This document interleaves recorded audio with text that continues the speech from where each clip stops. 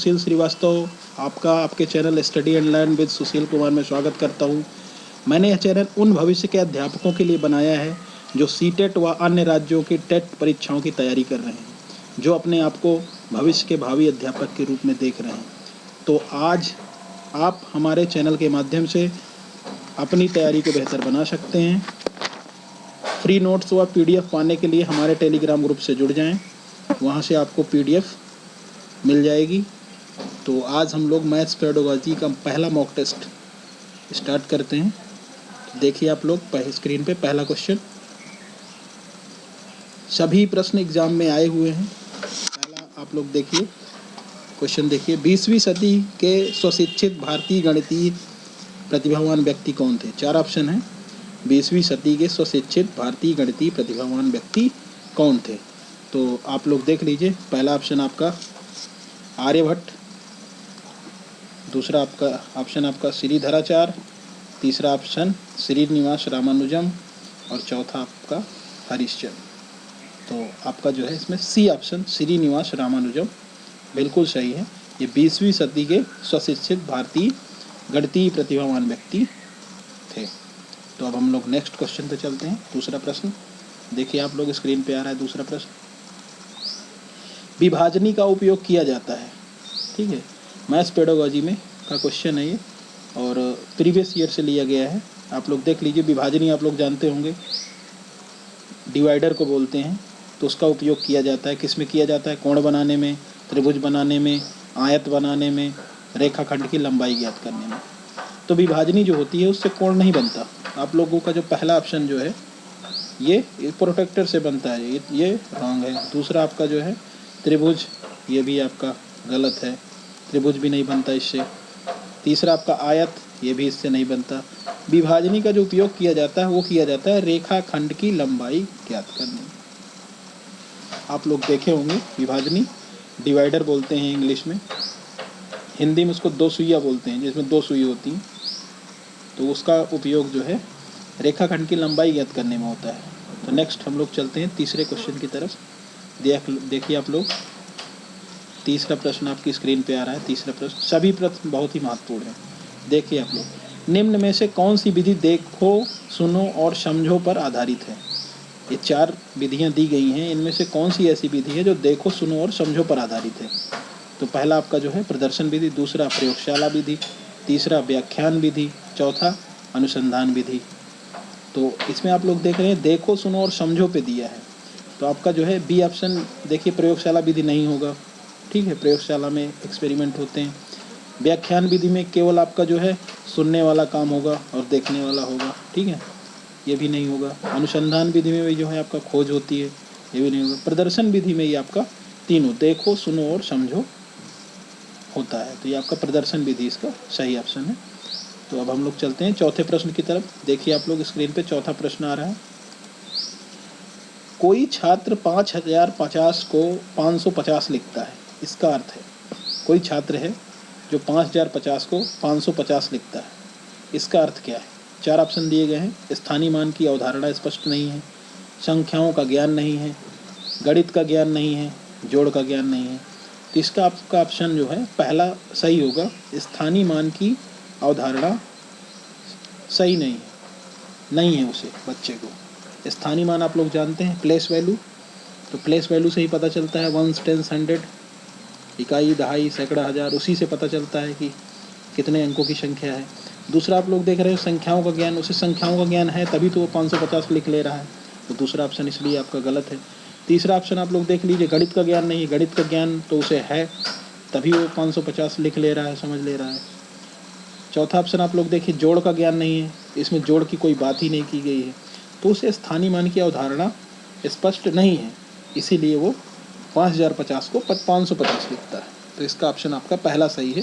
स्थानीय मान या प्लेस वैल्यू नहीं पता है बच्चे को, इसलिए जो है वो 5050 को 550 लिखता है। नेक्स्ट हम लोग चलते हैं। देखिए पांचवा क्वेश्चन, देखिए ये भी जो है प्रीवियस ईयर एग्जाम से लिया गया क्वेश्चन है। गणित की प्रकृति कैसी है? जो गणित की प्रकृति है वो कैसी है? पहला क्या है? सजावटी। तो ये तो आप लोग देख ही रहे हैं, पहला ऑप्शन तो बिल्कुल रॉन्ग होगा, सजावटी का कोई मतलब ही नहीं होता गणित में, ठीक है, कि सजावट करके लिखना या सजावट करके। दूसरा आपका तार्किक, तो ये आपका राइट आंसर है तार्किक। गणित की जो प्रकृति होती है वो तर्क पे आधारित होती है, लॉजिकल होती है, ठीक है। तो ये आपका बी ऑप्शन बिल्कुल सही है। तीसरा ऑप्शन जो है कठिनता, तो गणित का ऐसा कुछ नहीं है कि कठिनता प्रकृति हो उसकी कि बिल्कुल कठिन ही हो, कोई पढ़ ना पाए, कुछ ही लोग पढ़ पाएँ, तो ये सभी के लिए है गणित। तो इसकी जो प्रकृति है वो तार्किक है। तीसरा आप लोग देखिए सामान्य के लिए नहीं, तो ऐसा भी नहीं है, सभी के लिए है गणित, तो आपका चौथा ऑप्शन भी गलत है। तो आपका जो गणित की प्रकृति है वो कैसी है, तार्किक है, लॉजिकल है, तर्क पर आधारित है। तो हम लोग चलते हैं छठे प्रश्न की तरफ। देखिए आप लोग स्क्रीन पे छठा प्रश्न आ रहा है। इसमें जो है आपका फ्रैक्शन, भिन्न के बारे में पूछा गया है। भिन्न की संकल्पना से परिचित कराने के लिए एक अध्यापक प्रारंभ कर सकता है। आप अपने आप को अध्यापक मान लीजिए और देखिए कि जो है अगर आपको भिन्न पढ़ाना है तो आप क्या करके जो है बच्चों को सही से पढ़ा सकते हैं। इसमें 4 ऑप्शनों में से आपका कौन सा सही है। तो आप लोग देख लीजिए क्या दिया है। पहला ऑप्शन, विभिन्न भिन्नों के अंश और हरों की पहचान कराकर। केवल अंश और हर पहचान कराकर मतलब क्या है, न्यूमरेटर और डिनोमिनेटर बताकर आप जो है भिन्न की संकल्पना से परिचित बच्चों को नहीं करा सकते कि केवल अंश और हर ही बता देंगे बच्चे जान जाएंगे, ठीक है।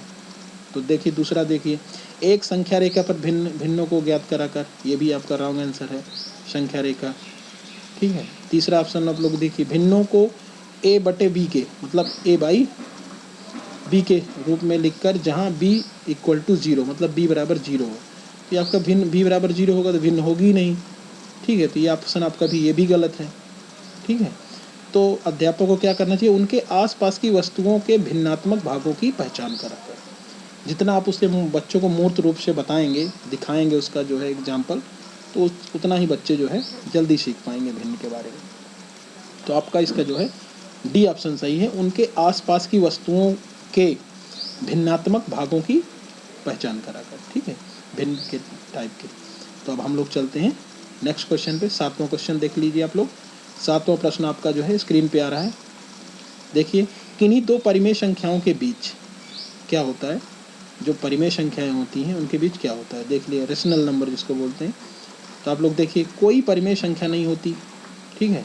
ये ऑप्शन आपका ए बिल्कुल गलत है, क्योंकि उनके बीच क्या होती है, बहुत सारी परिमेय संख्याएं होती हैं। दो परिमेय संख्याओं के बीच परिमेय संख्याएं होगी। ये बी ऑप्शन देखिए आप लोग लिखा हुआ है, केवल एक परिमेय संख्या होती है, तो ये भी गलत है, ठीक है।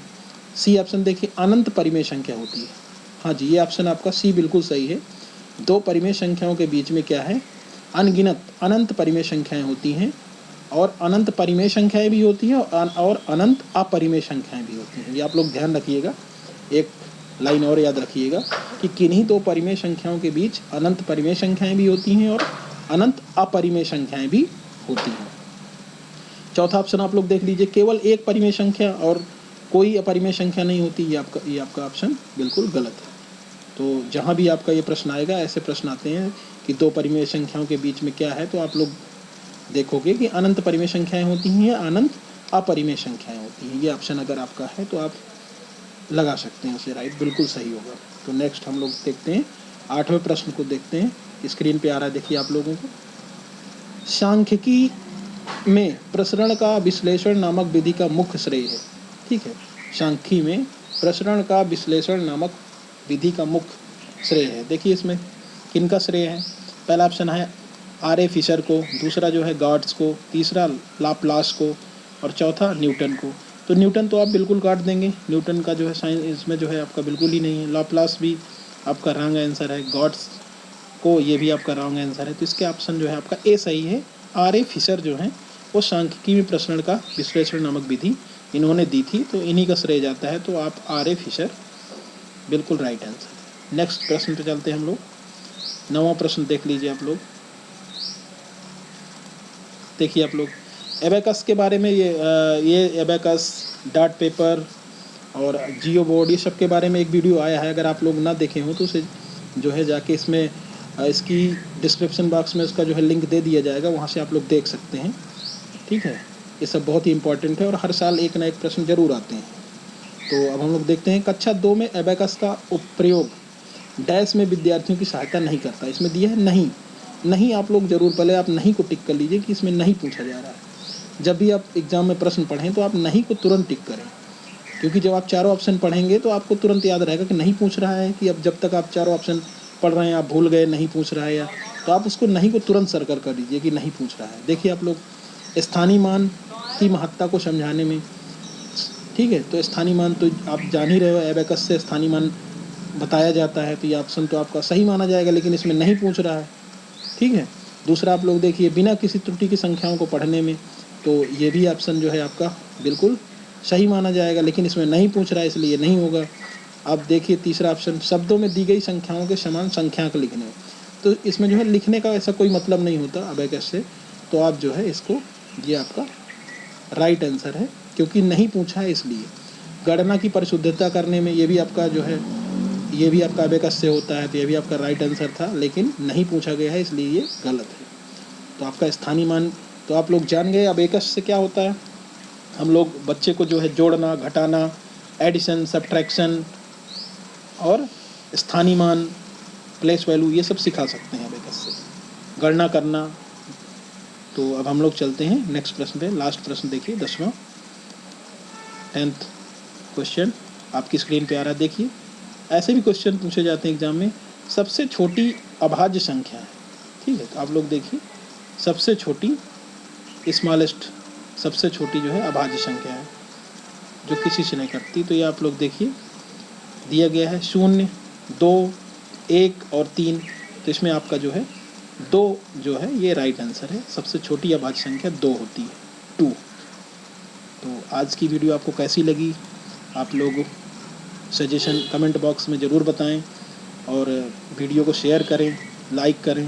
धन्यवाद।